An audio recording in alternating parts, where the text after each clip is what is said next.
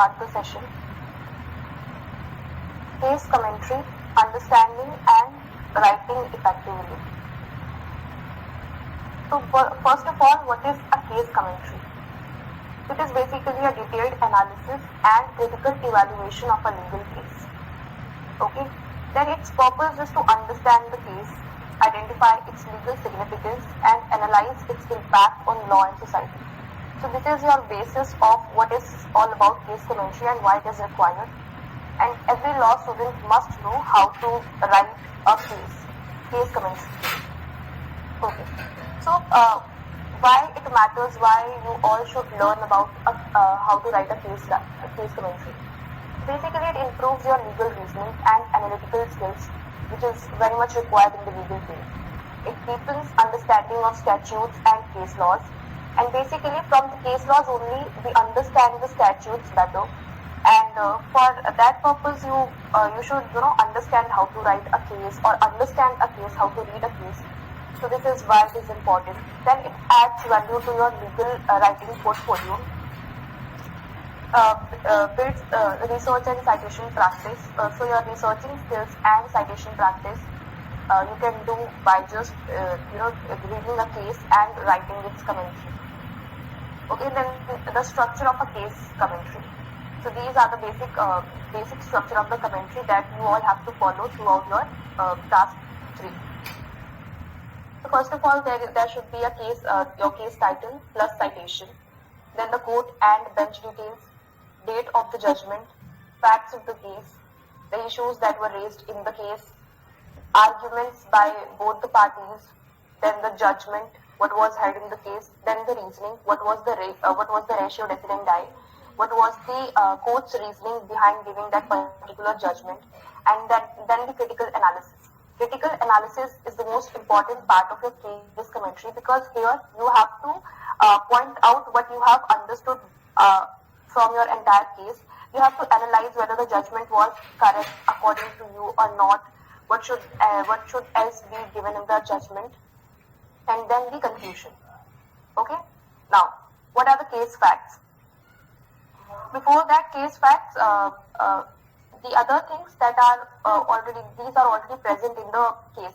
Just search for the case and you will get the case title, its citation, court and bench details, and the date of judgment. Now let us discuss the facts of case facts and what are these. So case facts are basically the background of the case, why this particular case happened and why it came before the court, right? So you have to keep it concise, avoid unnecessary storytelling. So when you are writing a case commentary, you should not write the case only the facts of the case in 3 pages, and you are just writing every minute detail about it. You're not presenting the case before any judge, right? You are just presenting your case for others to read and understand the case. So try to write only those facts which are relevant for the case and which are later discussed in the case by the judges. Okay. Then you have to include facts that are relevant to the legal issue. So here's an example format that what are the parties involved. If it is, for example, if you are writing a case commentary on a case that is on murder, then you have to write the timeline of the timeline and events leading to the litigation. So you have to write on which particular date the incident occurred, where it was first filed, where the first information report was filed, and everything. So this is how you write the case facts in the case commentary. Then issues raised. Issues raised are basically what are the issues that the court discusses in a particular case that is presented before it, right? So here you have to identify main legal questions that the court has addressed, and for the issues also, if you search for the judgment, you will get a specified section where it is mentioned what were the issues before the court, and I think it is mentioned in the very initial pages only. It is easier for you to find out the issues raised. Then you have to frame issues as questions. So whatever the issues are there, you have to just frame them as questions. That, for example, whether XYZ Act violates Article 14 and stuff like that, things like that. Avoid vague or overly broad statements. Also, when you are writing a case commentary or issues raised, try to write your issue in 2 to 3 lines. Do not exceed that particular limit, because issues are basically questions and how much long a question will be asked, right? So try to write your questions or the issues in 2 to 3 lines. Then arguments of the parties. Here you do not need to write all the arguments that the plaintiffs and defendant have given. You have to just write those the summary of their entire argument, and that should be clearly mentioned. So you have to summarize each side's argument clearly, what the plaintiff has said, what the defendant has said. So you have to write all those things, and that should be relevant with the case. Okay. Then use bullet points for plaintiff and versus defendant, just to write the argument. Then mention reliance on statutes or case laws. So basically, when the case is presented before a judge or particular benches of the court, one thing that is that the plaintiffs or defendants, they write their arguments and they provide proofs or back their arguments by citing case laws and statutes.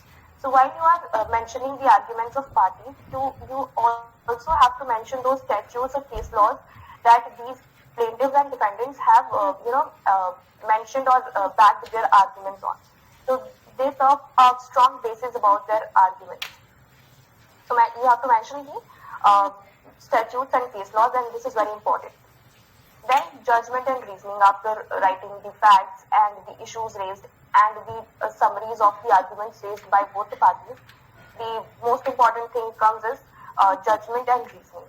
So here you have to state the decision of the court, what the court held, summarize ratio decidendi, that is the reasoning, and mention any concurring or dissenting opinions. So here, for example, you have to first of all you have to write what the judgment is all about. If for example, if the issue was whether XYZ Act violates Article 42. So your judgment should be basically, you have to clearly mention that whether the XYZ Act violates Article 14 or not.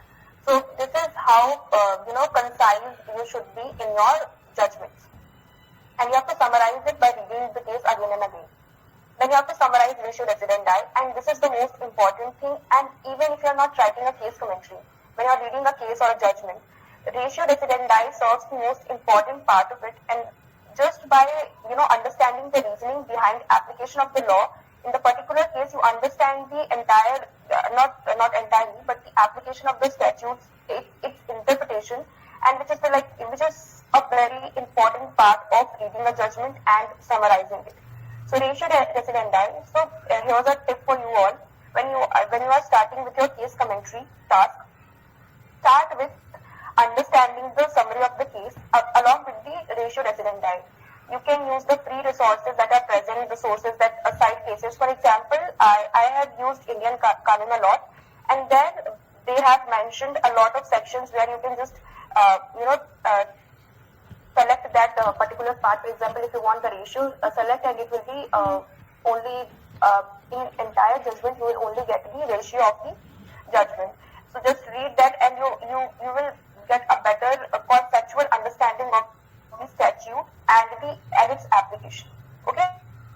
Then you have to mention any concurring or dissenting opinions, and also whenever there are more than 2 judges, so there are chances that there will be concurring or dissenting opinion. Then you have to mention those also, if there's any. Okay. Then the critical analysis.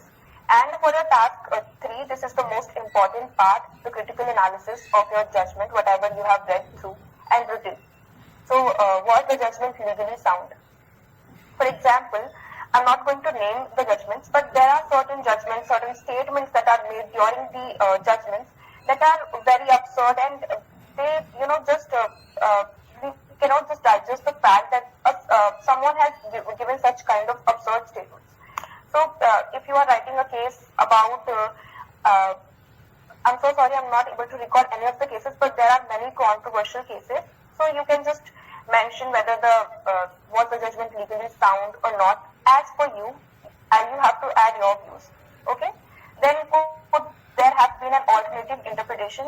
Of course, when you are mentioning a case that this is not legally sound, then you have to put up your arguments that why this particular judgment is not legally sound, and here you have to present your alternative interpretation of the statute or the law or the article, section, whatever it is. Okay, then impact on existing law. Now, after these particular 2 points, you have to analyze the impact of the particular judgment in the existing laws. For example, the impact of Keshwan and Bharti case is huge on the entire Indian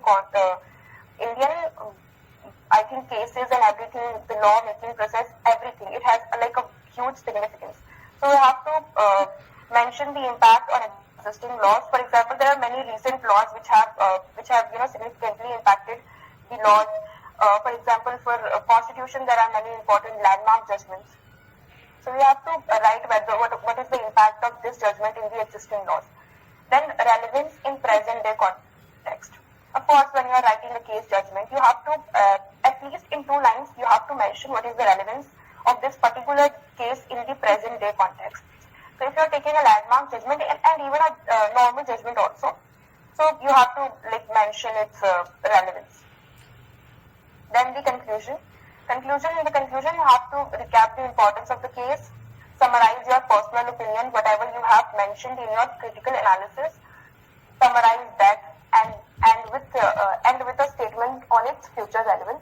Whatever you have mentioned in the critical analysis, you have to just add up certain things from your entire case commentary and the critical analysis, and then this will be your entire conclusion.